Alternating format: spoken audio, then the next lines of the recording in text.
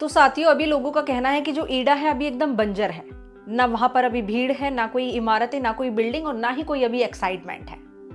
लेकिन ये सबसे बड़ा संकेत होता है निवेश करने से पहले। मैं सोनिया चौधरी और आप देख रहे हैं मेरे साथ जेपी रियल एस्टेट का यूट्यूब चैनल। हम बात कर रहे हैं सबसे पहले गुड़गांव की कि साथियों, अगर हम 1998 की बात करें तो गुड़गांव क्या था? ना कोई रोड, ना भीड़, ना कोई ऑफिसेज, ना कोई लाइफ स्टाइल।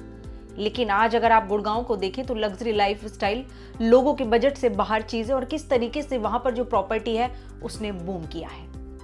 वही बात करें, लोगों का उस समय कहना था कि दिल्ली से इतनी दूर जाकर गुड़गांव में कौन इन्वेस्टमेंट करेगा, और आज सेम चीज वो अप्लाई करे तो हम ईडा बन रहा है।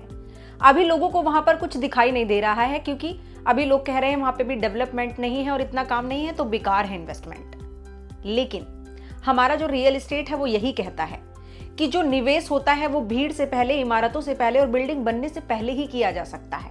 अगर उसके बाद आप इन्वेस्टमेंट उसे कहते हैं तो वो बिल्कुल भी इन्वेस्टमेंट नहीं कहलाएगा। वहीं दूसरी तरफ हम देखें तो नोएडा फेज 1, एक समय यहाँ पर जब ये लॉन्च हुआ तो ना रोड्स थी, ना कोई लाइफ स्टाइल और ना ही कोई ऑफिसेस। लेकिन आज वही समय है कि कुछ लोग बोलते हैं कि काश हमने उस समय इन्वेस्टमेंट कर लिया होता।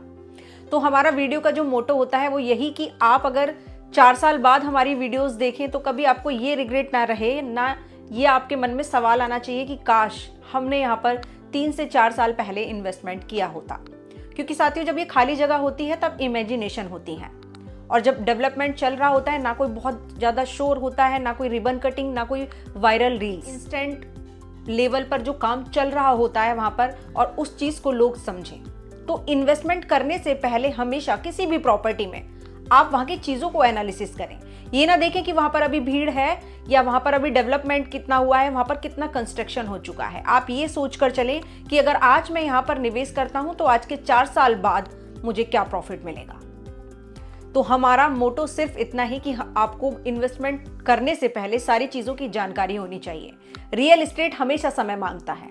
अगर आप प्रॉपर्टी में निवेश कर रहे हैं तो कम से कम 5 साल उस चीज़ को छोड़कर और आगे की चीज़ों के बारे में सोचें। 5 साल तक बिल्कुल भी किसी प्रॉपर्टी को सेल करने की भी ना सोचें, क्योंकि आज से 5 साल पहले जिसने ईडा में निवेश किया है उनसे आप पूछेगा कि 5 साल पहले अगर उन्होंने कोई 300 मीटर की प्रॉपर्टी ली है तो उसका क्या प्राइस था और आज उसका क्या प्राइस है। और जो लोग आज 300 मीटर का प्लॉट ले रहे हैं वो 5 साल बाद देखेंगे कि यहाँ पर उस प्रॉपर्टी की जो वैल्यू है कितनी हो चुकी है। तो आप ना बिल्डिंग्स, ना इमारतें, ना भीड़, ना डेवलपमेंट, इन चीज़ों को हटकर ये सोचे कि हमें इन्वेस्टमेंट अपने बजट में कहाँ जाना चाहिए, रेजिडेंशियल में, इंडस्ट्रियल में, कमर्शियल में, एग्रीकल्चर लैंड में।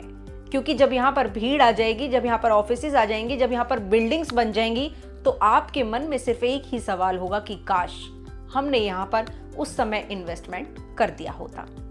बाकी जेपी रियल एस्टेट का है मोटो कि आपको सारी जानकारी दी जाए जिन भी लोगों के मन में सवाल हैं, क्योंकि ये सारे सवाल आपके मन के हैं। क्योंकि हमेशा हम कमेंट पढ़ते हैं और उन कमेंटों को जोड़कर ही अपनी वीडियोस को बनाते हैं। लोगों के एक ही सवाल कि लोगों को पोजीशन नहीं मिला, वहाँ पर अभी डेवलपमेंट नहीं हुआ है, अभी वहाँ पर जंगल है। क्यों? क्योंकि वो अभी जो एग्जीक्यूट वाली चीज़ें हैं अब वो आनी शुरू हुई हैं। अभी तक वो जंगल ही था, लेकिन अभी आपको 4 से 5 साल ईडा क्षेत्र का जो रूप है वो पूरा बदला हुआ मिलेगा। तो इसीलिए हम अपनी वीडियो के माध्यम से आपको सिर्फ इतना ही समझाना चाहते हैं कि अच्छा समय है इन्वेस्टमेंट करने का। भले ही छोटा इन्वेस्टमेंट करें, ऐसा नहीं है कि आप बहुत बड़ा ही इन्वेस्टमेंट करें, लेकिन छोटा इन्वेस्टमेंट जरूर करें, ताकि वो मन में जो काश रहता है वो आपके मन में काश ना आए।